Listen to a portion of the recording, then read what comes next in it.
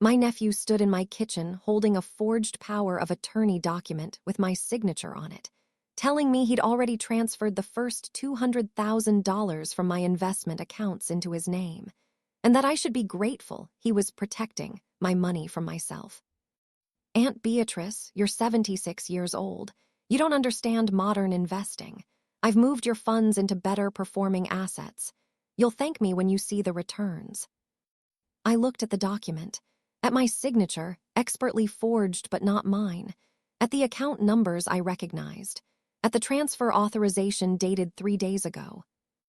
3 days ago, while I'd been visiting my sister in the hospital, while I'd been distracted and away from home, while Malcolm had apparently been in my office going through my files. You forged my signature. I replicated your signature for efficiency. Aunt Beatrice, you would have signed anyway once I explained the benefits. I just streamlined the process. You stole $200,000 from my accounts. I transferred funds for better management. There's a difference, and honestly, you should be relieved. At your age, with your limitations, having someone younger and more financially savvy handling your money is a blessing. My limitations. At 76, I had a master's degree in economics, had managed a successful consulting firm for 30 years, and had built a retirement portfolio worth $1.8 million through careful, strategic investing. But to Malcolm, I was old, therefore incompetent, therefore someone whose money he could steal with a forged document while calling it help. I didn't yell, didn't argue about my competence or his theft. I just looked at him calmly. Who else knows about this? Mom knows. She agrees it's the right decision. Aunt Beatrice, we're family. We're looking out for you. His mother, my sister Violet, the one currently in the hospital recovering from surgery, the one I'd been visiting when Malcolm executed this theft. I see. You see, that's it. Aunt Beatrice, I expected more resistance. I'm glad you're being reasonable about this. I set down the forged document, folded my hands on my kitchen table, looked at my nephew, 34 years old, always in debt, always asking for money, always convinced he was smarter than everyone around him. Malcolm, I need to think about this. Can you give me a few days? Of course, take all the time you need. But Aunt Beatrice, the transfers are already complete. The new investment strategy is already in motion. I'm not asking permission. I'm informing you of the improved management structure. He left my house, confident, satisfied, certain he'd successfully stolen from me. And I sat in my kitchen, looking at the forged power of attorney, thinking about what he'd just revealed. He'd transferred $200,000. The first $200,000, implying there would be more, implying this was step one of a larger plan. I didn't panic. I calculated. Malcolm thought he'd won, thought he'd successfully taken control of my money, thought I was too old and confused to fight back. That was exactly what I needed him to think. Because while he was celebrating his theft, I was planning his destruction. They thought I was broken. That was their first mistake. Now listen, before I tell you what happened when I let my nephew think he'd successfully stolen from me, before I show you what happens when you let a thief believe they've won, I need you to do something. If you're watching this and someone has ever taken advantage of your trust and called it help, hit subscribe right now. Comment where you're from, because what happened when I smiled and played along while building my countermove, you need to hear every second. Turn on notifications. This goes where they never imagined. After Malcolm left, I did 3 things immediately.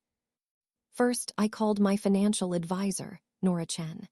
Nora, I need to know exactly which accounts Malcolm accessed and how much he actually transferred. Mrs. Thornton, I was about to call you. We flagged unusual activity on your accounts this morning. 3 transfers totaling $200,000 to an account registered to Malcolm Hayes. The authorizations came through with what appeared to be your signature and a power of attorney document we had on file. You had a power of attorney on file? Yes, filed 2 weeks ago. Gave Malcolm Hayes full authority over your investment accounts. Mrs. Thornton, we assumed you'd authorized this. Should we not have? 2 weeks ago. Malcolm had been planning this for at least 2 weeks, had forged a document, filed it with my financial institution, and waited for the right moment to execute the theft. The power of attorney is forged. I never signed it. I never authorized Malcolm to access my accounts. Nora, I need every transaction frozen immediately. No more transfers. Lock everything down. I'm doing that right now. Mrs. Thornton, I'm so sorry. We should have verified with you directly before processing these transfers. Do you want to press charges? Not yet. I need to understand the full scope first. Nora, can you get me copies of everything? The forged power of attorney, the transfer authorizations, every document Malcolm filed. I'll have them to you by end of day. Second, I called my attorney, Lawrence Peterman. Lawrence, my nephew forged a power of attorney and stole $200,000 from my investment accounts. I need to know my legal options. Forgery and theft. That's criminal fraud. Beatrice, you need to file a police report immediately. Not yet. Lawrence, I need you to do something first. I need you to create a revocable trust. Transfer all my remaining assets into it. Make me the trustee with full control. And make absolutely sure Malcolm can't access anything else. You're protecting your assets before going to the police. I'm making sure he can't steal anything else while I build my case. Lawrence, if I go to the police right now, Malcolm might panic, might try to grab more money before everything gets frozen. I want my assets protected first, then I move. Lawrence agreed, started drafting the trust documents immediately. Third, I called my sister's hospital room. Violet answered, voice weak from surgery. Violet, Malcolm was just here. He told me you know about the power of attorney, about him taking control of my money. Silence. Then, Beatrice, he's trying to help you. You're not getting any younger, having someone manage your finances. He forged my signature, stole $200,000. Violet, he committed fraud. It's not fraud if it's for your own good. Beatrice, you live alone, you're 76. What if something happens to you? What if you make poor financial decisions? Malcolm is protecting you. By stealing from me. By managing assets you can't manage alone anymore. Beatrice, I know this feels like a violation, but it's for the best. Trust me. You knew he was planning this. I encouraged it. Beatrice, I'm your younger sister. I worry about you. Malcolm worrying about you too. That's family taking care of family. I hung up without another word. That was the moment I understood the full picture. This wasn't just Malcolm acting alone. This was Malcolm and Violet together. Sister and nephew conspiring to take my money while calling it protection. I didn't argue with Violet's justification. I remembered. I remembered that Violet had been asking me for loans for years, that Malcolm was deep in credit card debt, that both of them had financial problems they couldn't solve on their own. And I remembered that my $1.8 million retirement portfolio looked like a solution to people desperate enough to justify theft as help. That evening, Nora sent the documents. I read through everything carefully. The forged power of attorney was good, very good. Someone had studied my signature, had practiced, had created a document that looked legitimate enough to pass initial scrutiny. The transfers were clean, professional, moved through proper channels using the forged authorization. Malcolm had planned this carefully, had done research, had waited for the right opportunity when I'd be distracted. He'd made one mistake, though.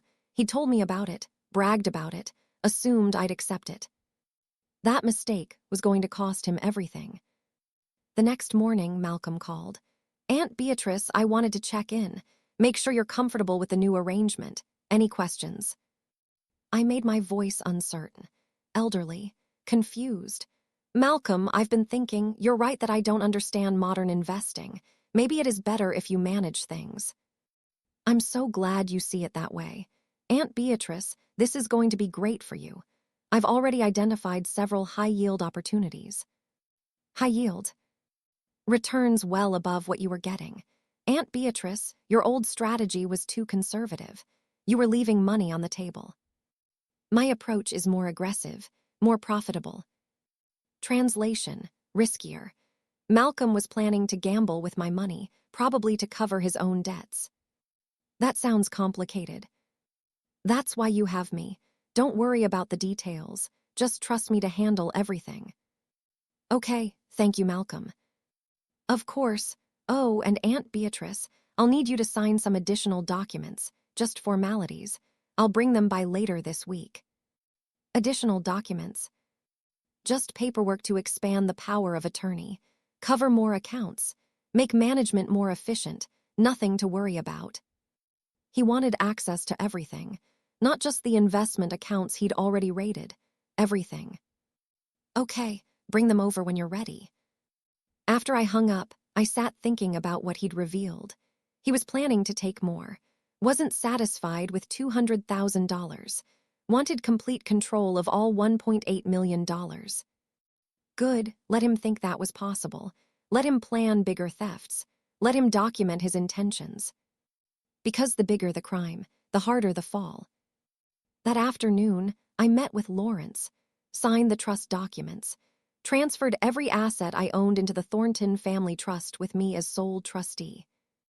Beatrice, your remaining $1.6 million is now completely protected. Malcolm can't access any of it. The forged power of attorney is worthless against trust assets. What about the $200,000 he already took? We can pursue recovery through criminal charges or civil suit, but that money is gone until we act. Do you want to file charges now? Not yet. Lawrence, I want to see how far he'll go, what else he'll try. I want to document everything before I move. That's risky. He could try to take more. There is no more to take. Everything's in the trust. Lawrence, let him try.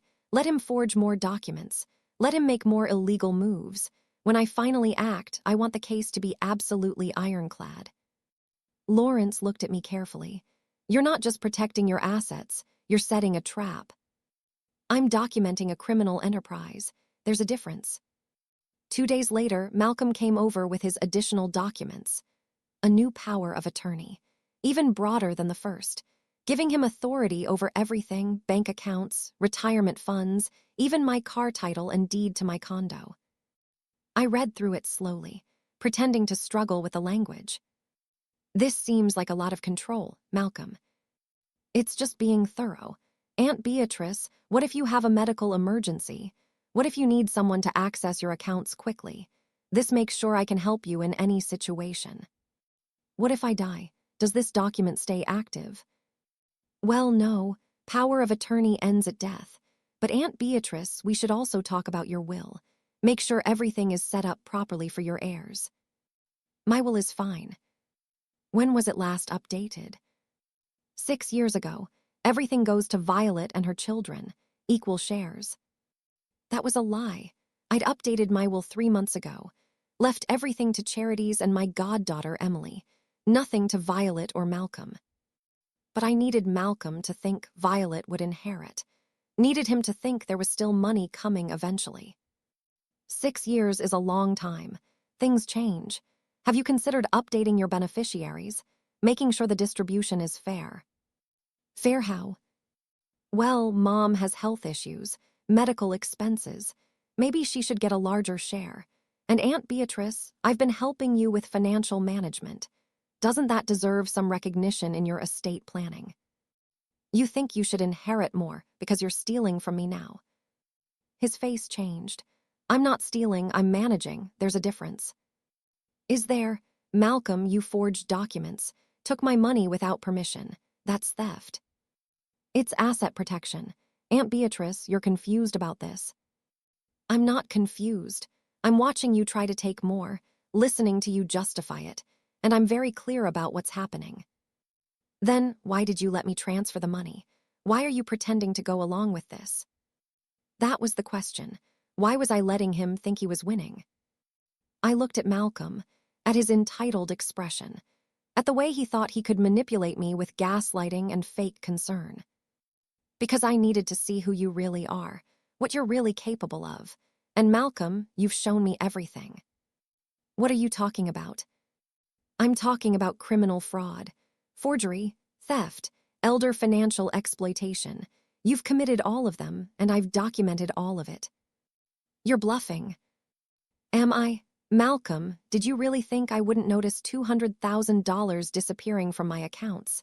Did you think I wouldn't call my financial advisor, my attorney? Did you think I'm so old and stupid that I'd just accept being robbed?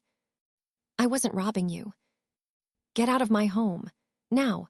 And Malcolm, tell Violet she's made a serious mistake supporting you in this. You're both going to face consequences. You can't prove anything. I have the forged documents, the transfer records, the phone recordings of you admitting what you did, the video from my doorbell camera of you bragging about stealing my money. Malcolm, I have everything. Now get out.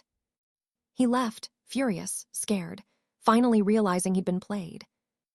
And I sat in my quiet condo, thinking about what came next. I'd let him think he'd won, let him take the money, let him plan bigger thefts, let him document his crimes through his own arrogance. That was the plan, and it had worked perfectly. Now came the part where I made him pay for every dollar he'd stolen. But first, I needed to deal with Violet, my sister, who'd encouraged her son to rob me. That conversation was going to be much harder than confronting Malcolm. Because Malcolm was greedy and stupid, Violet was calculating and careful. And I suspected she'd been planning this for much longer than 2 weeks. I called the hospital, asked for Violet's room. She answered immediately. Beatrice, Malcolm called me. He's very upset. He says you accused him of stealing. He did steal, forged a power of attorney, took $200,000, tried to get access to everything else. Violet, your son committed serious crimes against me. He was helping you. Stop lying. You know exactly what he did. You encouraged it. You benefited from it. Violet, you're as guilty as he is. That's ridiculous. I'm in a hospital bed recovering from surgery. How could I be involved? You knew about the plan, approved it, told Malcolm I was too old to manage my own money. Violet, you're an accessory to fraud. That makes you criminally liable too. Silence, then her voice changed, colder. You can't prove I knew anything. Malcolm told me you agreed with the decision. I have that recorded. That's hearsay. It's evidence, combined with phone records showing you and Malcolm talking extensively in the weeks before the theft, combined with financial records showing you're deep in debt and needed money. Violet, a prosecutor could build a strong case against you. You wouldn't press charges against your own sister. Wouldn't I? You helped your son steal from me, called it protection, gaslit me about my competence. Violet, you chose money over family. Why would I protect you from the consequences? Because I'm your sister, because I'm sick, because I've been there for you. When have you been there for me? You've borrowed money you never repaid, asked for bailouts I've given, and now you've conspired to rob me. Violet, you haven't been there for me. You've been using me. That's not true. It's completely true. And Violet, here's what's going to happen. I'm going to the police tomorrow. I'm filing charges against Malcolm for forgery, fraud, and elder financial exploitation. And I'm including you as an accessory. Both of you are going to face criminal prosecution. Beatrice, please, I'm begging you, don't do this. I'll talk to Malcolm. We'll return the money, we'll fix this. Just don't involve the police. You can't return money Malcolm's already spent or invested poorly. And fixing this means facing consequences. Violet, you made choices. You live with them. I hung up before she could beg more. And I sat thinking about my sister, about the relationship we'd had for 76 and 72 years respectively, about how it was ending with criminal charges and permanent separation. It hurt more than Malcolm's theft, because Violet was blood, was family. But family doesn't steal. Family doesn't exploit. Family doesn't help their children rob their elderly relatives. Violet had stopped being family the moment she chose money over integrity. That night, I couldn't sleep, kept thinking about the next day, about walking into a police station and filing charges against my nephew and my sister. Part of me wanted to just let it go, take the loss, preserve the family. But another part, The part that had built a successful career through strategic thinking and careful planning. That part knew, if I let this go, it would happen again. Malcolm would try to take more. Violet would support him. They'd see my forgiveness as weakness and keep exploiting it. The only way to stop them was to make the consequences severe enough that they'd never try again. At 8 a.m., I called Detective Joseph Wu. He specialized in elder fraud cases. I'd read about him in the newspaper. Detective Wu, my name is Beatrice Thornton. My nephew forged a power of attorney and stole $200,000 from my investment accounts. I have documentation of the fraud, and I want to press charges. Can you come to the station this morning? I'll be there in an hour. I gathered everything: the forged documents, the transfer records, the phone recordings, the video from my doorbell camera, the timeline I'd created showing Malcolm's planning and execution. Everything I'd collected while letting him think he'd won. At the police station, Detective Wu reviewed it all. After an hour, he looked up. Mrs. Thornton, this is one of the most well-documented fraud cases I've seen. You have everything: the forged signature, the unauthorized transfers, recorded admissions, video evidence. Mrs. Thornton, why did you wait to report this? Why not come to us immediately? Because I needed to see how far he'd go, what else he'd try. Detective, if I'd reported after the first theft, Malcolm could claim it was a misunderstanding, that I'd been confused about authorizing it. But now I have him attempting to expand the fraud, trying to gain access to even more accounts, bragging about his theft. Detective, I waited because I wanted the case to be absolutely bulletproof. It is. Mrs. Thornton will be arresting Malcolm Hayes today, and based on the evidence of your sister's involvement, we'll be investigating her as an accessory. Good. One question: how did you know to document everything so thoroughly? Detective, I have a master's degree in economics and 30 years of consulting experience. I know how to build a case. I know how to gather evidence. And I know that the best revenge is letting someone think they've won right up until the moment you prove they've lost. So you played him. I let him think he'd played me. There's a difference. Malcolm was arrested that afternoon, at his apartment, charged with forgery, fraud, theft, and elder financial exploitation. Bail was set at $50,000. He couldn't make it, sat in jail waiting for arraignment. Violet called me from the hospital, crying, begging. Beatrice, please, he's my son. Drop the charges, I'm begging you. No. Beatrice, he made a mistake. He made a choice, multiple choices, all of them criminal. Violet, he's an adult. He faces adult consequences. What about me? Am I going to be charged too? That's up to the prosecutor. If they determine you were an accessory, yes. I'm in a hospital bed. How can they charge someone who's hospitalized? The same way they charge anyone else who commits a crime. Violet, being sick doesn't give you immunity from prosecution. She hung up crying, and I felt empty, not victorious, not satisfied, just empty. This was my family, my sister and my nephew, and I was watching them face criminal charges because they'd tried to steal from me. But that emptiness didn't change my resolve. If anything, it strengthened it. Because they'd counted on me feeling guilty, counted on family loyalty, stopping me from pursuing justice. They'd miscalculated, badly. 3 days later, something happened that showed me the theft had been even bigger than I'd thought. Detective Wu called. Mrs. Thornton, we've been investigating Malcolm's finances. We found evidence of other thefts from other elderly relatives. Your cousin Judith, your Aunt Marion, both reported missing money that Malcolm had helped manage. Mrs. Thornton, he's been running this scheme for at least 2 years. How much total? About $470,000 across 3 victims, including you, all with forged documents, all using the same, helping with financial management justification. I felt sick. This wasn't opportunistic theft. This was systematic exploitation. Malcolm had been targeting elderly family members, stealing from multiple people, building what amounted to a criminal enterprise. Are Judith and Marion pressing charges? Judith is. Marion passed away 6 months ago. We're investigating whether Malcolm's theft contributed to stress that affected her health. Mrs. Thornton, this is much bigger than we initially thought. After the call, I sat thinking about Aunt Marion. She died 6 months ago. Heart attack. She'd been stressed about money in her final months. Had mentioned to me that her account seemed low, but she couldn't figure out why. Malcolm had been stealing from her. She died confused and scared about her finances. Died not knowing her own nephew had robbed her. That was unforgivable. I called Judith, my cousin, 79 years old, living in assisted living. Judith, it's Beatrice. The police told me Malcolm stole from you too. $140,000 over 18 months. I thought I was going senile.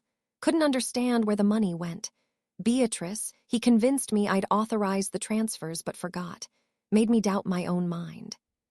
He did the same to me. Tried to anyway. Judith, are you pressing charges? Absolutely. That boy needs to face what he's done. And Beatrice, Violet knew. She called me last year suggesting I let Malcolm help with my finances. Said he was good with investments. I think she was setting me up. She set me up too. Judith, the police are investigating her as an accessory. Good, she's as guilty as he is. After we hung up, I thought about the full scope of what Malcolm and Violet had done. Not just stealing from me, systematically targeting elderly family members, stealing hundreds of thousands of dollars, destroying Aunt Marion's peace in her final months. This wasn't family helping family. This was predatory exploitation disguised as concern. 1 week after Malcolm's arrest, the prosecutor called. Mrs. Thornton, we're adding charges. Grand theft, organized fraud, elder exploitation in the first degree. With the additional victims, we're looking at a potential sentence of 15 to 20 years. What about Violet? We're still investigating. The evidence shows she knew about the scheme, encouraged it, benefited from it. Malcolm paid some of her medical bills with stolen money. Mrs. Thornton, we're likely to charge her as an accessory. She could face 5 to 10 years. 10 years? My sister could go to prison for 10 years. She was 72, might not survive that long. Do you need me to testify? Yes, at the preliminary hearing and likely at trial if Malcolm doesn't take a plea. Mrs. Thornton, are you prepared for that? Testifying against your own family. I'm prepared to tell the truth. What they did was criminal. The fact that their family doesn't change that. 2 weeks after the arrest, I got a visitor. Emily, my goddaughter. She'd flown in from Seattle when she heard what happened. Aunt B, I can't believe Malcolm did this. And Aunt Violet knowing about it, I'm so sorry. Not your fault, sweetheart. But they're my family too. My cousins, my aunt. How did they become people who'd steal from you? I thought about that question. I don't know if they became those people or if they were always those people and I just didn't see it clearly. Emily, desperation makes people justify terrible things. Malcolm and Violet were desperate. My money looked like a solution. They convinced themselves taking it was helping me. That's insane. That's rationalization. Emily, people can convince themselves of anything if the alternative is facing their own failures. What happens now? Now they face trial, get convicted, serve time, and I rebuild my life without them in it. Do you think you'll ever forgive them? I thought about that carefully. I don't know, maybe someday I'll forgive in the sense of letting go of anger. But Emily, I'll never forget. I'll never trust them again. I'll never have them in my life again. Some betrayals are too fundamental to overcome. I'm sorry you're going through this. I'm sorry they chose to put me through this. But Emily, I'm not a victim. I'm someone who protected herself, who documented everything, who let them think they'd won right up until the moment I proved they'd lost. That's not victimhood. That's strategy. She smiled slightly. You're kind of a badass, Aunt B. I'm kind of a woman who refuses to be stolen from without consequences. 3 weeks after the arrest, something happened that I didn't expect. Malcolm's attorney contacted Lawrence, asked if I'd be willing to meet with Malcolm, hear him out, consider a settlement that would avoid trial. Beatrice, Malcolm wants to apologize, return the money if possible. avoid prison time through some kind of restitution arrangement. Are you interested? What does the prosecutor say? They'd consider a plea deal if you support it. But Beatrice, they're not pushing for it. The case is strong. They'd be happy to take this to trial. Tell Malcolm's attorney I'll meet, once, but I'm not promising anything. The meeting was set for the following week, at Lawrence's office. Malcolm, his attorney, Lawrence, and me. Malcolm looked terrible, thinner, older, scared. His attorney spoke first. Mrs. Thornton, Malcolm deeply regrets what happened. He made terrible choices born from financial desperation. He wants to make amends, return the money, accept responsibility, and avoid trial if possible. I looked at Malcolm. Do you have $200,000 to return? Not immediately, but I could set up a payment plan. With what income? You're unemployed and facing criminal charges. Malcolm, you don't have a way to repay me. So this meeting is about you avoiding prison, not about you making restitution. Aunt Beatrice, please, I made a mistake. You made dozens of calculated decisions, forged documents, filed false paperwork, transferred money, tried to expand your access, recruited your mother to help. Malcolm, those aren't mistakes, those are crimes. I know, and I'm sorry, I'm so sorry. Aunt Beatrice, I'll do anything, just please. Please don't let me go to prison. There it was, the begging, the tears, the plea for mercy. Part of me wanted to give it, wanted to say yes, let's settle, let's avoid trial, let's preserve what's left of the family. But I remembered Aunt Marion, dying confused about her money, and Judith doubting her own mind, and myself having to document every moment to prove I wasn't incompetent. No. What? No settlement, no deal. You go to trial, you face the consequences. Malcolm, you stole from 3 elderly women. You made Aunt Marion's final months miserable. You tried to gaslight me and Judith into thinking we were senile. You used your mother's medical crisis as cover for theft. No, you don't get to cry your way out of this. Aunt Beatrice. We're done. Lawrence, we're leaving. As I stood to go, Malcolm's attorney spoke up. Mrs. Thornton, you should know, if this goes to trial, we'll argue that Malcolm believed he had authority, that the family dynamic created genuine confusion about asset management, that his intentions were good even if his methods were flawed. I looked at her calmly. Then you'll lose, because I have recordings of Malcolm admitting he forged documents, video of him bragging about taking my money, evidence of systematic theft from multiple victims. You can argue whatever you want. The evidence speaks for itself. I left, and I felt something I hadn't felt since this started. Power, clear, undeniable power. I'd let them think they'd won. Let Malcolm steal. Let Violet conspire. Let them believe I was too old and trusting to fight back. And while they'd celebrated their theft, I'd built an ironclad case. That was the plan, and it had worked perfectly. Now came the part where they paid for underestimating me. But there was one more piece I hadn't anticipated, one more betrayal waiting to be revealed. And it was going to change everything I thought I knew about this case. Before I continue this story, kindly subscribe, like, turn on the notification bell, and tell me in the comments where you're watching from. The revelation came from an unexpected source. Emily called me 2 days after the failed settlement meeting, her voice shaking. Aunt B, I need to tell you something. Something I should have told you weeks ago, but I was scared. What is it? It's about Violet, about the whole scheme. Aunt B, she didn't just encourage Malcolm, she planned it. The whole thing was her idea. I sat down slowly. How do you know this? Because she tried to recruit me too, 6 months ago before her surgery. She called me and asked if I'd help manage your finances. Said you were getting forgetful and needed family looking out for you. She offered me a cut if I'd help convince you to sign over power of attorney. What did you say?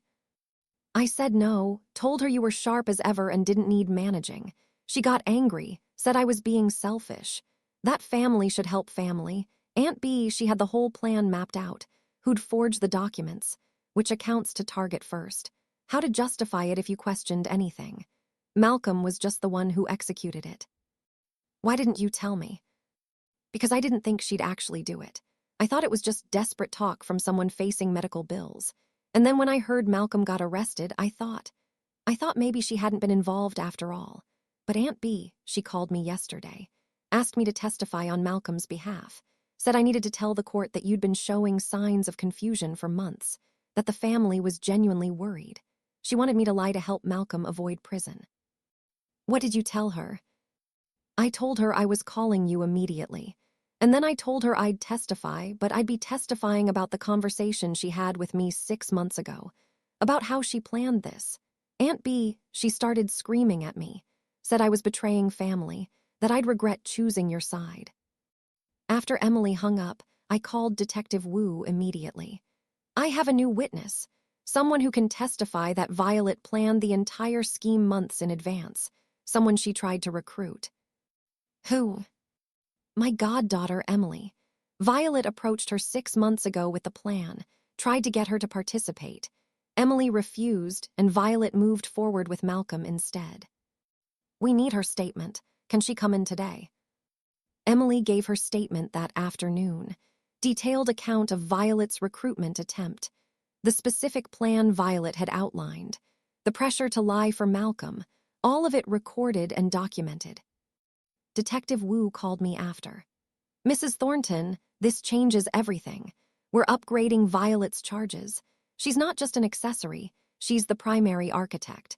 We're looking at conspiracy to commit fraud, organized elder exploitation, and potentially racketeering if we can prove this was an ongoing criminal enterprise. What's the potential sentence? 20 years, maybe more if we can connect her to the thefts from your other relatives. Mrs. Thornton, your sister could spend the rest of her life in prison. I sat with that information for a long time. My sister, the primary architect, the one who'd planned everything and manipulated her son into executing it. Part of me wasn't surprised. Violet had always been the strategic one, the planner, the one who saw problems and created solutions. But I'd never imagined she'd see me as a problem to solve through theft. That evening, Violet called me from the hospital. She'd been released from the surgical ward, but was being held in a medical unit at the jail pending arraignment. Beatrice, Emily told me she talked to you. To the police. Beatrice, she's lying. I never said those things to her. Stop, Violet, I know everything. Emily gave a detailed statement. The police have evidence. Your own phone records show you called Malcolm 63 times in the month before the theft. You planned this. You recruited your son. You're the architect of this entire scheme. Silence. Then, I was desperate. The medical bills, the debt. Beatrice, I was drowning and you had so much money just sitting there. So you decided to steal it. I decided to protect it. Beatrice, you're 76, living alone. What if something happens to you? What if you lose capacity? I was creating a structure to make sure your assets were managed properly. By transferring them to your son, Violet, stop lying. You wanted my money. You couldn't ask because you knew I'd say no. So you decided to take it. That's theft, not protection. You have $1.8 million. You don't need all of it. I needed help and you've always had more than enough. So that makes stealing acceptable. Violet, I earned that money. Built it through 40 years of work. You don't get to decide I have too much and help yourself. We're family. No, we were family. You destroyed that when you planned to rob me. Violet, you're facing 20 years in prison. You're 72 years old. You'll die in prison. Was my money worth that? I won't go to prison. I'm sick. I'm elderly. No judge is going to send me to prison. You targeted elderly relatives, stole from multiple people, manipulated your son into committing crimes. Violet, judges hate elder abuse cases, especially when the perpetrator is family. You're going to prison. Accept it. Please, Beatrice, I'm begging you. Drop the charges. I'll pay you back somehow. Just don't do this to me. You did this to yourself. I hung up, and I cried for the first time since this started. Not for Violet, for what Violet had been, my sister. My younger sister, who I'd protected and supported for 7 decades. That person was gone, replaced by someone who'd planned to rob me and called it help. The preliminary hearing was scheduled for 3 weeks later. I had to testify, had to face Malcolm and Violet in court, had to tell a judge what they'd done. The night before, I couldn't sleep, kept rehearsing what I'd say, how I'd explain the betrayal without breaking down. Emily stayed with me. "Aunt B, you don't have to do this alone. I'll be there, in the courtroom, right behind you." "Thank you, sweetheart." "Are you scared?" "No, I'm sad. Scared would mean I'm uncertain about the outcome. I'm not. The evidence is overwhelming. Malcolm and Violet will be bound over for trial. This is just a formality. But Emily, I'm sad because this is the end. The final end of my relationship with my sister. Tomorrow I testify against her. After that, there's no going back. She's the one who made it impossible to go back." "I know, but that doesn't make it less painful." The preliminary hearing was in a small courtroom. Malcolm and Violet sat at the defense table with their attorneys. Both looked terrible, pale, aged, broken. I took the stand and was sworn in. The prosecutor, Amanda Reeves, walked me through everything. The forged documents, the unauthorized transfers, the conversation where Malcolm admitted the theft, the evidence of Violet's planning. I spoke calmly, clearly, precisely, every detail documented and supported by evidence. Malcolm's attorney cross-examined. "Mrs. Thornton, isn't it true that you have a complicated relationship with your memory, that you've occasionally forgotten things?" "I'm 76. Everyone my age occasionally forgets minor things, but I've had comprehensive cognitive testing. I'm fully competent, and I documented every aspect of this case. If I were truly having memory issues, I wouldn't have been able to build such a detailed evidentiary record." "But you trusted Malcolm initially. Doesn't that show poor judgment?" "It shows I trusted my nephew. That trust was misplaced. But recognizing betrayal and documenting it systematically shows excellent judgment, not poor judgment." Violet's attorney tried a different approach. "Mrs. Thornton, your sister was genuinely worried about you. Isn't it possible she was trying to help in a misguided way rather than deliberately trying to harm you?" "No, she tried to recruit my goddaughter 6 months before the theft, outlined the entire scheme, offered Emily a cut of the money. That's not misguided help. That's planned theft." "Allegedly tried to recruit. We only have Emily's word." "You have Emily's detailed statement. Phone records showing Violet called her multiple times, and Violet's own admission to me that she was desperate and decided to protect my money by taking it. That's a confession." After my testimony, Emily testified. Detailed account of Violet's recruitment attempt, the specific plan, the pressure to participate. Then Judith testified about Malcolm stealing from her, making her doubt her own mind, using the same forged document strategy. The evidence was overwhelming. The judge bound both Malcolm and Violet over for trial, set bail at $100,000 each. Neither could make it. They'd both remain in custody until trial. As we left the courthouse, Violet's attorney approached me. "Mrs. Thornton, my client would like to speak with you, face to face. Would you be willing?" "Why?"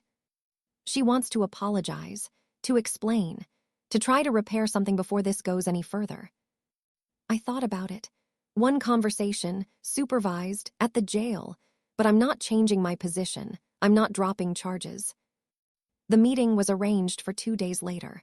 Violet was brought to a conference room, handcuffed, in an orange jumpsuit, looking nothing like the sister I'd known for 76 years. We sat across from each other, her attorney and a guard present. Violet spoke first. "Beatrice, I'm sorry. I know that's not enough. I know I destroyed our relationship, but I need you to understand why." "Why you stole from me?" "Violet, I don't care why. Reasons don't justify crimes." "I was desperate. The medical bills from the surgery were over $200,000. Insurance covered some but not all. I had $80,000 in credit card debt.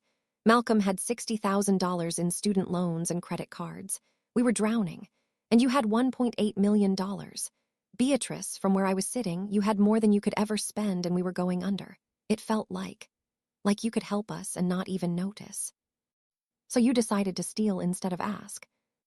I couldn't ask. You'd already bailaid us out so many times, loaned me money for the house, helped with Malcolm's college, paid for my car repair. Beatrice, I owed you $40,000 already that I'd never paid back. How could I ask for more? So you decided to take it without asking. Violet, that's worse. If you'd asked, I might have helped. Set up a payment plan for your medical bills.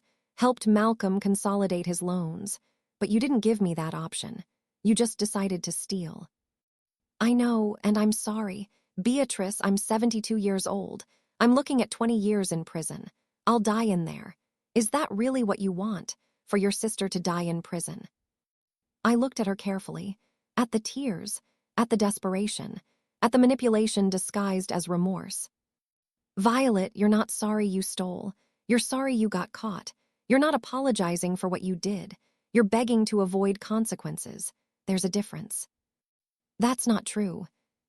It's completely true. Violet, if I hadn't caught you, you'd still be stealing. Malcolm would have taken more money. You'd have recruited other family members.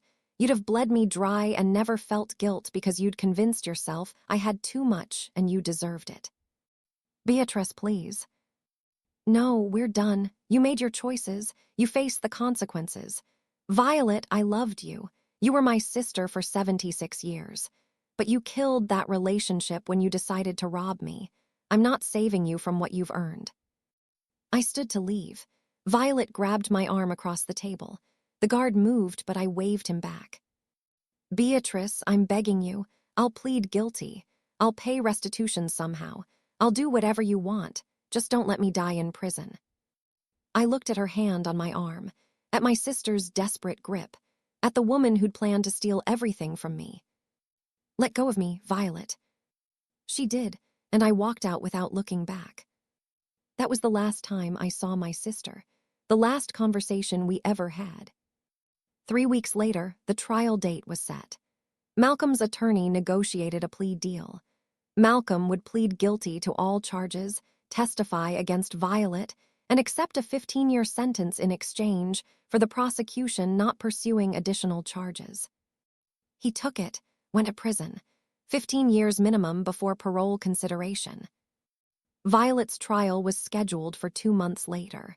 She refused any plea deal, insisted she was innocent, that she'd been trying to help, that the family was conspiring against her. The jury deliberated for 4 hours, found her guilty on all counts: conspiracy, fraud, elder exploitation, organized theft. The judge sentenced her to 22 years in prison. Violet collapsed in the courtroom, had to be carried out by medical staff. She was 72. 22 years meant she'd die in prison. I watched it happen from the gallery, felt nothing, no satisfaction, no guilt, just emptiness. This was how our family ended. Sister against sister, criminal convictions, prison sentences.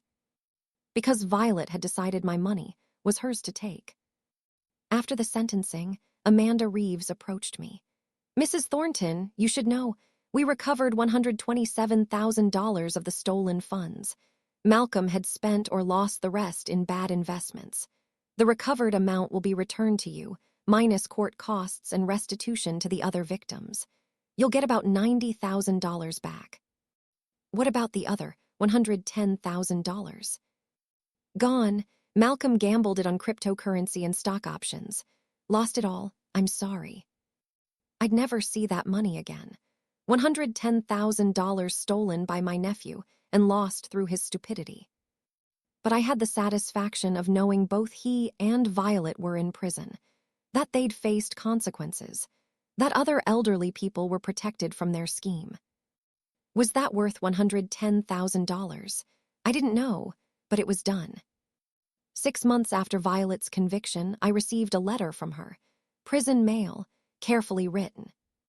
Beatrice, I have a lot of time to think in here, about what I did, about what I destroyed, about the sister I betrayed. You were right about everything. I wasn't sorry I stole. I was sorry I got caught. I wasn't trying to help you. I was trying to help myself. I convinced myself you had too much because I needed to believe taking from you was justified. But it wasn't. It was theft, pure theft. dressed up as concern but really just greed and desperation. I'm going to die in here. The doctor says my health is declining. I probably have 5 years left. I'll spend them in prison because I tried to steal from you. Was your money worth this? Worth destroying our relationship? Worth losing my freedom? Worth dying alone in a cell? No, nothing was worth that. But I didn't understand that until it was too late. I'm not asking for forgiveness. I don't deserve it. I'm just telling you, you were right about all of it, and I'm sorry. Violet. I read the letter 3 times. Then I put it in a box with all the other documentation from the case, filed it away, closed the chapter. I didn't write back, didn't visit, didn't respond. Violet had said what she needed to say. I'd heard it. That was enough. 1 year after the convictions, something happened that I didn't expect. Malcolm's wife, Renee, reached out, asked if we could meet. We met at a coffee shop. She looked exhausted, aged, broken. Mrs. Thornton, I wanted to apologize for Malcolm, for what he did. I didn't know about the theft until after his arrest. I swear I didn't. I believe you. Renee, you're not responsible for your husband's crimes. But I benefited. Malcolm paid our rent with stolen money, bought me things. I was living on your stolen funds without knowing it. Mrs. Thornton, I've been working 2 jobs trying to pay you back. I've saved $8,000 so far. I know it's not much compared to what was stolen, but I wanted you to have it. She handed me a check. $8,000. Every dollar probably hard-earned through overtime and sacrifice. Renee, you don't have to do this. The court ordered restitution from Malcolm, not from you. I know, but Mrs. Thornton, I can't live with knowing I benefited from theft, even accidentally. Please take it. Let me make some small amends for what my husband did. I took the check, not because I needed the money, but because she needed to give it. Thank you, Renee. This means something. I'm divorcing him. I've already filed. I can't stay married to someone who'd steal from his own family. Mrs. Thornton, I'm sorry for what he did, and I'm sorry you had to destroy your family to get justice. I didn't destroy my family. Malcolm and Violet did. I just refused to pretend it didn't happen. After Renee left, I thought about her words. Destroy your family to get justice. That's how some people saw it. That I'd chosen justice over family. That I'd prioritized money over relationships. But that wasn't accurate. I'd chosen truth over lies, consequences over enabling, protection over victimhood. Family is about more than shared blood. It's about respect, trust, integrity. Malcolm and Violet had abandoned those values. I'd simply acknowledged that truth and acted accordingly. 2 years after the convictions, Emily and I established a foundation, the Thornton Elder Protection Fund, dedicated to helping elderly people who'd been financially exploited by family members. We provided legal support, financial counseling, documentation assistance, everything I'd had to figure out on my own. The foundation's motto, trust your instincts, document everything. Let them think they've won until you prove they've lost. That last part got attention. News articles, speaking invitations, other elderly people reaching out to share their stories. I became an accidental advocate, someone who'd fought back successfully and could teach others how to do the same. At one speaking engagement, someone asked, "Do you regret pressing charges, knowing your sister will die in prison?" I thought carefully before answering. I regret that my sister became someone who'd steal from me. I regret that our relationship ended this way, but I don't regret protecting myself. I don't regret pursuing justice, because the alternative was being robbed and gaslit into thinking I deserved it. No, I don't regret choosing truth over false family harmony. But she's your sister. She was my sister. She stopped being my sister when she decided to rob me. Family is about behavior, not biology. Violet abandoned family values. I simply acknowledged that reality. 3 years after the convictions, I received news I'd been half expecting. Violet had died in prison. Heart failure. She was 75. I didn't attend the funeral, sent flowers but didn't go. Malcolm was allowed to attend in chains, wept through the service. was returned to prison immediately after. I thought about Violet a lot in the weeks after her death, about the sister she'd been, about the person she'd become, about how it had all ended. Part of me felt guilt. She'd died in prison because I'd pressed charges, because I'd refused to drop them, because I'd prioritized justice over mercy. But another part, the part that had built the foundation, that helped other victims, that taught strategic resistance, that part knew. Mercy without accountability just enables more harm. If I'd dropped the charges, Violet wouldn't have learned. Malcolm wouldn't have faced consequences, and other elderly relatives would have been targeted next. My refusal to be merciful had protected people, had stopped a criminal enterprise, had created consequences severe enough to deter future exploitation. Was that worth my sister dying in prison? I'd spend the rest of my life wrestling with that question. But I knew one thing for certain. I'd made the only choice I could live with. 4 years after the convictions, I was 79, still living independently, still managing my own money, still running the foundation with Emily. And I still told the story, about letting them think they'd won, about documenting everything while they celebrated, about proving they'd lost at exactly the moment they thought they'd succeeded. Because that was the lesson other elderly people needed. Not trust your family, not forgive and forget. But protect yourself, document everything. Let them reveal who they really are, and don't feel guilty for pursuing justice when family betrays you. I'd let Malcolm and Violet think they'd won, let them steal, let them plan bigger thefts, let them recruit others. That was the plan. And while they'd been celebrating their theft, I'd been building their destruction. The $110,000 I lost was tuition, payment for the lesson that taught me who my family really was. And the life I built afterward, free from people who saw me as a resource, surrounded by people who valued me as a person, that was worth more than any amount of money. They'd thought they'd won, thought I was too old, too trusting, too attached to family to fight back. That was their fatal mistake. And I'd let them make it, had encouraged it, had played the confused elderly woman while documenting every crime. That was the plan. And it had worked perfectly. Before I continue this story, kindly subscribe, like, turn on the notification bell, and tell me in the comments where you're watching from. 5 years after the convictions, I received a call that changed everything I thought I knew about the case. It was from a woman named Susan Carr, an investigative journalist working on a story about elder financial exploitation.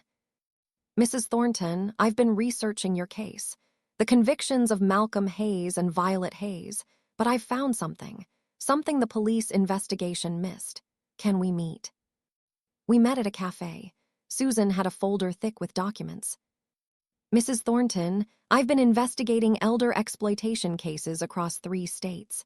I found a pattern. Multiple cases with similar characteristics to yours. Forged power of attorney documents. Systematic theft from elderly relatives, all connected to the same source. What source? A company called Elder Asset Management Services. They market themselves as helping families navigate difficult financial conversations with aging relatives. But Mrs. Thornton, they're actually teaching people how to steal, how to forge documents, how to justify theft as protection. Malcolm and Violet weren't working alone. They were clients of this company. I stared at her. You're saying there's a company teaching people to rob their elderly relatives? Yes, based in Nevada. They charge $15,000 for a consultation package that includes document templates, forged signature training, and strategies for gaslighting elderly relatives into thinking they're incompetent. Mrs. Thornton, I found evidence that Violet paid them $15,008 months before the theft from you began. How did you find this? Financial records that became public during Malcolm's trial. A wire transfer from Violet to EAMS for consulting services. I started investigating the company and found 17 other cases across 3 states, all following the same pattern, all involving family members who'd paid for EAMS training.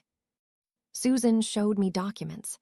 screenshots of EAMS marketing materials, testimonials from satisfied clients who'd successfully protected their elderly relatives' assets. Language that was carefully crafted to sound legitimate while describing criminal activity. Mrs. Thornton, this company has been operating for 6 years. They've trained hundreds of people. The total amount stolen is estimated at over $40 million, and they're still operating, still training people to rob their families. I felt sick. Malcolm and Violet hadn't just decided to steal from me. They'd been trained, had paid $15,000 to learn how to do it, had followed a systematic process designed by criminals. What can we do about it? I'm writing an exposé. It'll publish next month in a major national magazine. But Mrs. Thornton, I need your help. I need you to go public with your story, to be the face of this investigation. Your case is the most well-documented, the most clear-cut. If you're willing to speak publicly about what happened and connect it to EAMS, it'll give the story credibility and impact. If I do this, my family's story becomes national news. Yes, your nephew in prison, your sister dying in custody, all of it public. I know that's difficult. But Mrs. Thornton, if we don't stop this company, they'll keep training people to rob their elderly relatives. Your story could shut them down. I thought about it for exactly 10 seconds. I'll do it. When do you need me? The article published 6 weeks later. Front cover of a major national magazine. The company teaching Americans to steal from their parents. My face on the cover, my story told in detail, Malcolm and Violet named, EAMS exposed, the pattern documented across 17 cases. The response was immediate and massive. FBI opened an investigation into EAMS within 48 hours. Nevada Attorney General filed criminal charges against the company's founders. Civil lawsuits were filed by victims across multiple states. And I became the public face of elder financial exploitation. Interviews on national news, speaking engagements, advocacy work. At 79, I was more visible than I'd ever been in my life. 3 months after the article published, the FBI arrested the founders of EAMS, Trevor and Diane Montgomery, charged with conspiracy to commit fraud, wire fraud, racketeering, and organized elder exploitation. The evidence was overwhelming. Client lists, training materials, recorded sessions teaching people how to forge signatures and gaslight elderly relatives. Their trial was scheduled for 8 months later. The prosecutor contacted me. Mrs. Thornton, we'd like you to testify. You're the most credible victim witness we have. Your case is well documented. You're articulate and sympathetic. Will you testify? Yes. You should know. The defense will argue that EAMS provided legitimate estate planning advice, that what their clients did with that advice wasn't the company's responsibility. They'll try to make you look like you're blaming the company for your family's choices. Let them try. I have the EAMS materials Violet purchased. They explicitly teach document forgery and psychological manipulation. That's not legitimate advice. That's criminal training. The trial was in federal court in Nevada. I flew out with Emily, stayed in a hotel near the courthouse. The night before my testimony, I reviewed everything. The timeline, the evidence, the connection between EAMS training and what Malcolm and Violet had done. I was ready. On the stand, I told my story clearly. The theft, the forged documents, the systematic nature of Malcolm and Violet's approach. Then the prosecutor asked, Mrs. Thornton, did you later learn that your sister had purchased services from Elder Asset Management Services? Yes. Financial records showed she'd paid them $15,000 for a consultation package 8 months before the theft. And what did that package include? According to materials found in Violet's belongings after her death, it included templates for forged power of attorney documents, training on how to replicate signatures, strategies for convincing elderly relatives they were incompetent, and scripts for justifying the theft as asset protection. Did the methods Malcolm and Violet used match the EAMS training materials? Exactly. The forged power of attorney used the exact template provided by EAMS. The language Malcolm used, protecting my money, better asset management, matched the scripts word for word. Everything they did followed the EAMS playbook. The defense attorney cross-examined. Mrs. Thornton, isn't it true that your sister and nephew were adults who made their own choices? That EAMS didn't force them to commit fraud. EAMS taught them how to commit fraud, provided the tools, gave them the psychological techniques to justify it. Without EAMS training, Violet and Malcolm might have still been desperate, but they wouldn't have had the expertise to execute systematic theft. But they chose to use that training criminally. They paid $15,000 for training that had no legitimate purpose except theft. EAMS knew what they were selling. They knew their clients would use it to steal from elderly relatives. That makes them criminally responsible. After my testimony, I sat in the gallery and watched the rest of the trial. 17 other victims testified. Similar stories. Same pattern. EAMS training leading directly to theft. The jury deliberated for 6 hours. Found Trevor and Diane Montgomery guilty on all counts. Sentencing was scheduled for 2 months later. Each faced up to 40 years in federal prison. After the verdict, Susan Carr interviewed me for a follow-up article. Mrs. Thornton, you've become the face of this issue. Elder financial exploitation. How does that feel? Strange. I never wanted to be public. But if my story stops other elderly people from being victimized, it's worth the discomfort. What do you want people to know? That when someone says they're helping you manage your money, ask questions, get independent advice, document everything, trust your instincts, and don't let family guilt stop you from protecting yourself. Love doesn't mean accepting theft. Loyalty doesn't mean enabling criminals. What about forgiveness? Your sister died in prison. Do you have regrets? I thought about that question carefully. I regret that my sister became someone who'd steal from me. I regret that her desperation led her to crime. But I don't regret protecting myself. I don't regret pursuing justice. Because Violet's case stopped EAMS. Her conviction was part of the evidence that brought down a company that trained hundreds of people to rob their families. Did my sister die in prison? Yes. Did that investigation save thousands of other elderly people from victimization? Also, yes. I can live with that calculus.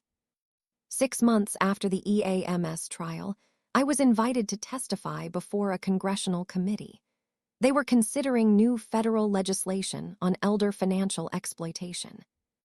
I testified for 20 minutes, told my story, explained the EAMS connection, made specific recommendations for legislation. We need mandatory verification for power of attorney documents. Financial institutions should be required to contact the elderly person directly, not through family, to confirm authorization. We need stricter penalties for elder financial exploitation. We need resources for victims to fight back. And we need education so elderly people understand that protecting themselves isn't selfish or paranoid. It's necessary. The legislation passed 8 months later. The Elder Financial Protection Act required verification procedures, enhanced penalties, funding for victim assistance. I was invited to the signing ceremony, stood behind the president as he signed it into law. At 79, I'd gone from a private person, robbed by family, to someone whose case had changed federal law. It felt surreal. 1 year after the EAMS convictions, I received a letter from Malcolm. First communication since his conviction 6 years earlier. Aunt Beatrice. I read about the EAMS case, about Mom paying them $15,000, about how they trained us to steal from you. I need you to understand something. I didn't know. Mom told me she'd consulted with estate planning professionals who'd advised that you needed help. She showed me documents they'd provided, said they were templates for legitimate asset management. I didn't know they were teaching us to commit fraud. I'm not saying that makes me innocent. I still forged your signature, still stole your money, still destroyed our family. But I need you to know, I thought I was following legitimate advice. I thought professionals had determined you needed help and we were executing their recommendations. When I learned about EAMS, about what they really were, I felt sick. I'd been manipulated too. Not like you were, I'm not claiming to be a victim. But Mom used me. She paid for criminal training and convinced me it was legitimate. She recruited me to execute a theft she'd planned. I'm serving 15 years. I'll be 49 when I get out. I've lost my wife, my career, my freedom. I've accepted that. I deserve it. But I wanted you to know the whole truth. Mom planned this, paid for training, manipulated me into executing it. I'm guilty, but she was the architect. I'm sorry for all of it. Malcolm. I read the letter multiple times, thinking about what it meant. Malcolm claiming he didn't know EAMS was teaching criminal techniques. That Violet had presented it as legitimate advice. Was that true? I didn't know. It was plausible. Violet was strategic, manipulative. She could have absolutely framed EAMS training as professional advice. But Malcolm was also an adult. He'd forged documents, taken money. He bore responsibility regardless of whether he understood the full extent of Violet's planning. I didn't respond to the letter, just filed it with everything else. Another piece of the story, another layer of betrayal. 2 years after the EAMS trial, Trevor and Diane Montgomery were sentenced. 35 years each in federal prison, ordered to pay $43 million in restitution to victims. Susan Carr called me after the sentencing. Mrs. Thornton, the EAMS investigation has now connected to 87 cases. Total amount stolen, $78 million. Your willingness to go public started this. You should be proud. I'm not proud. I'm satisfied that justice was served. But Susan, I'd trade all of it to have my family back the way it was before this happened. Would you, even knowing what they were planning? No, you're right, I wouldn't. I'd rather know the truth than live in a lie. But that doesn't mean it doesn't hurt. 3 years after going public, the foundation I'd started with Emily had helped 340 elderly victims of financial exploitation. We'd provided legal support, financial counseling, and documentation assistance. We'd recovered over $12 million in stolen assets, had seen 47 family members criminally convicted, had changed lives. At 81, this had become my purpose, my legacy. Not the consulting career I'd built, not the money I'd accumulated, but the advocacy work born from my own victimization. One afternoon, Emily and I were reviewing new cases when she asked, "Aunt B, do you ever wonder what would have happened if you just let Malcolm keep the $200,000? If you'd avoided all the conflict and publicity and just accepted the loss?" Every day. Really? Yes, I wonder if Violet would still be alive, if Malcolm would be free, if our family would still exist. I wonder if peace was worth $200,000. And I always come to the same conclusion. Peace built on theft isn't real peace. It's denial. If I'd let Malcolm keep the money, he'd have taken more. Violet would have recruited others. The pattern would have continued until I had nothing left and they still weren't satisfied. Emily, the $200,000 was never the real issue. The issue was whether I'd accept being stolen from, and the answer was no. Do you think Violet understood that before she died? Her letter suggested she did, at the end, but I think she only understood once she'd lost everything. Some people need to face consequences before they see truth.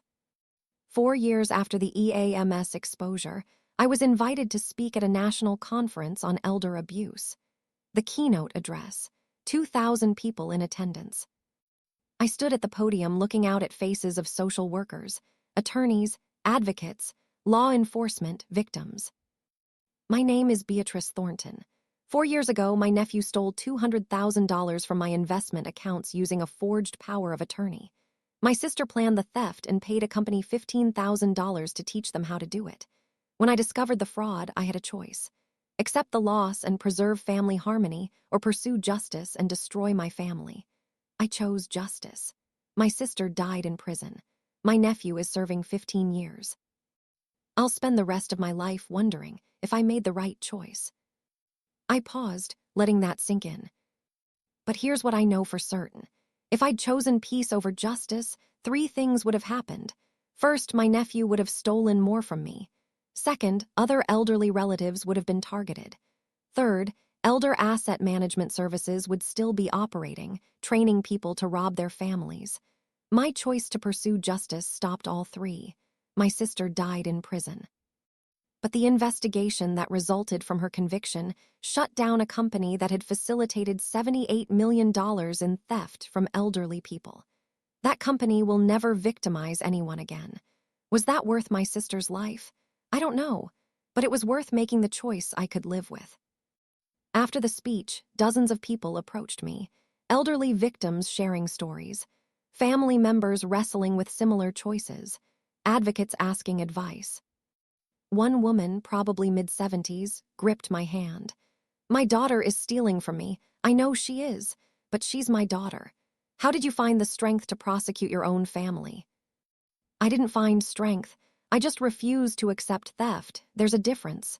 Strength suggests it was easy or noble. It wasn't. It was necessary, and it was the hardest thing I've ever done. Do you regret it? Every day, and I'd do it again, because the alternative was being robbed and pretending it was love. 5 years after the convictions, I was 82, still running the foundation, still telling my story, still advocating. And I received news that brought everything full circle. Malcolm was up for early parole. He'd served 10 years, completed rehabilitation programs, maintained perfect behavior. The parole board was considering his release. The victim advocate called me. "Mrs. Thornton, you have the right to make a statement at the parole hearing, to support or oppose his release. What would you like to do?" I thought about it for a week, about Malcolm, about what he'd done, about whether he'd actually changed or just learned to perform remorse. I decided to attend, to make a statement, to look him in the eye after 10 years and decide what I believed. The hearing was in a small room. Malcolm sat at a table, older, grayer, subdued. When it was my turn to speak, I stood. Malcolm Hayes stole from me, forged documents, violated my trust. His actions destroyed our family and led to his mother's death in prison. For those crimes, he was sentenced to 15 years. He served 10. The question before this board is whether he's rehabilitated, whether he's safe to release. I paused, looking at Malcolm. I don't know if he's rehabilitated. I don't know if someone who stole from their elderly aunt has truly changed or just learned better ways to hide it. What I know is this. Malcolm has served 10 years. He's completed every program. He's met every requirement. The law says that's enough for parole consideration.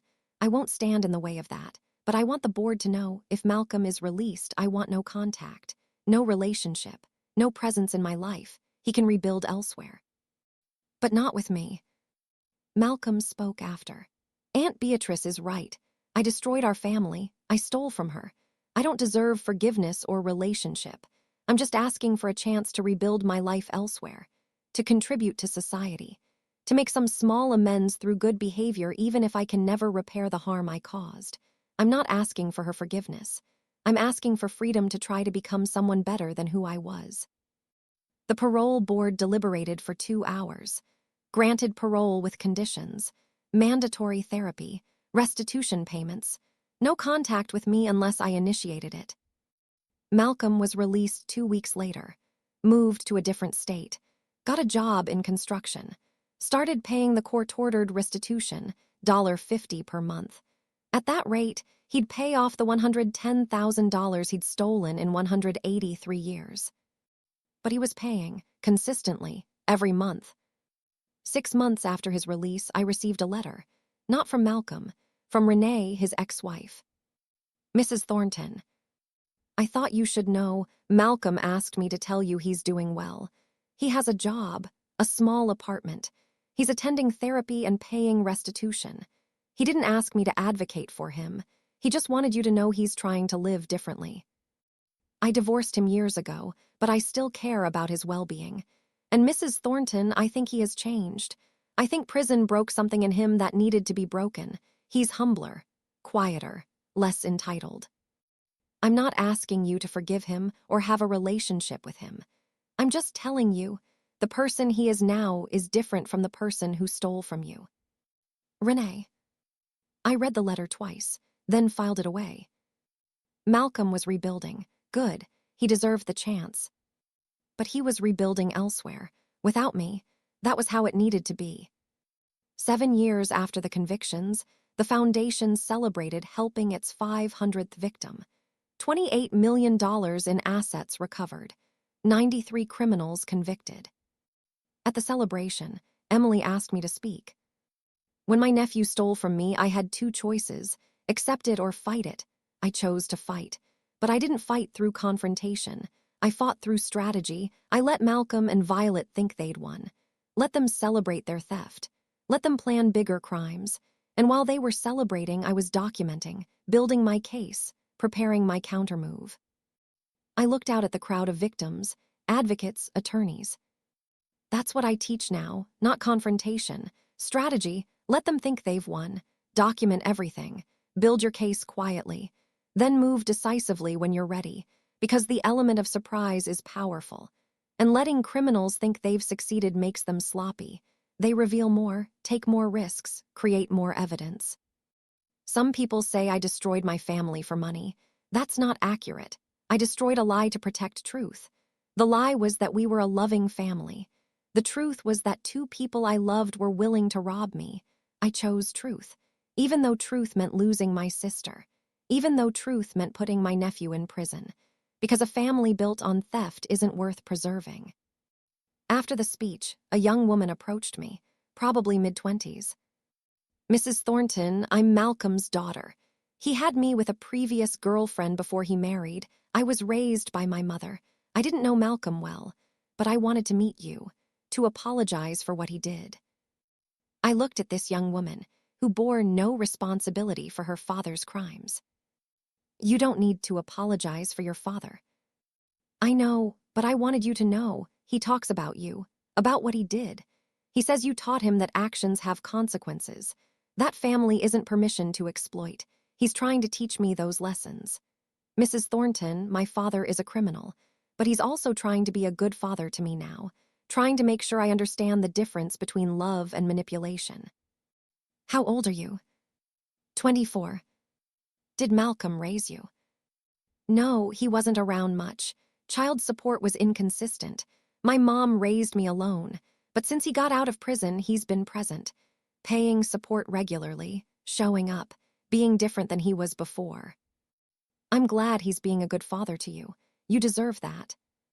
Mrs. Thornton, can I ask you something? Go ahead. Do you think people can really change? Or are we always who we were at our worst? I thought about that question, about Malcolm in prison, Violet dying with regret, the years of advocacy built on their crimes. I think people can change behavior. I think consequences can teach lessons, but I think character, deep character, either exists or it doesn't. Malcolm learned not to steal. But did he learn why stealing was wrong, or did he just learn that the consequences are too severe? I don't know. I hope your father has truly changed, but I can't trust that he has. The cost of being wrong is too high. 8 years after the convictions, I was 83, still sharp, still running the foundation with, still advocating. And I received an invitation that surprised me, from the State Bar Association. They wanted to give me an award for legal advocacy, for my work on elder financial protection. At the ceremony, I stood before hundreds of attorneys and accepted a plaque. I'm not an attorney. I'm not a legal professional. I'm just someone who was robbed by family and refused to accept it. Someone who documented everything and built a case. Someone who let criminals think they'd won while preparing their defeat. If that qualifies as legal advocacy, then I accept this honor. But understand, I didn't want to become an advocate. I wanted to be a retired consultant enjoying my golden years with family. My nephew and sister took that from me. What I built afterward wasn't choice. It was necessity. After the ceremony, a young attorney approached me. Mrs. Thornton, I work in elder law. Your case is taught in law schools now, as an example of perfect documentation and strategic prosecution. Did you know that? No. You're a case study. Law students learn from how you handled evidence collection, how you let the criminals reveal themselves, how you built an ironclad case. Mrs. Thornton, you did everything right, professionally right, like you'd been trained. I was trained. 30 years as an economic consultant taught me how to document, analyze, and build arguments. I just applied those skills to protecting myself. It worked perfectly. 9 years after the convictions, I started writing a book. Not a memoir, a guide. Strategic Self-Protection, When Family Becomes Predator. I wrote about documentation, about letting criminals reveal themselves, about the psychology of theft disguised as help, about building cases, about making hard choices, about letting people think they'd won while preparing their defeat. The book, published 8 months later, became required reading in elder law programs, was cited in court cases, changed policy. At 84, I'd become an accidental author. 10 years after the convictions, I sat in my condo looking at everything I'd built. The foundation, the legislation, the book, the hundreds of victims helped. All of it born from Malcolm, forging a document, and Violet planning theft. All of it built on my refusal to accept being robbed. Was it worth it? Worth losing my sister? Worth destroying my family? Worth becoming public? I still didn't know, probably never would. But I knew this. I'd made the only choice I could live with. I'd let them think they'd won. Then I'd proven they'd lost. That was the plan. And 10 years later, it was still working.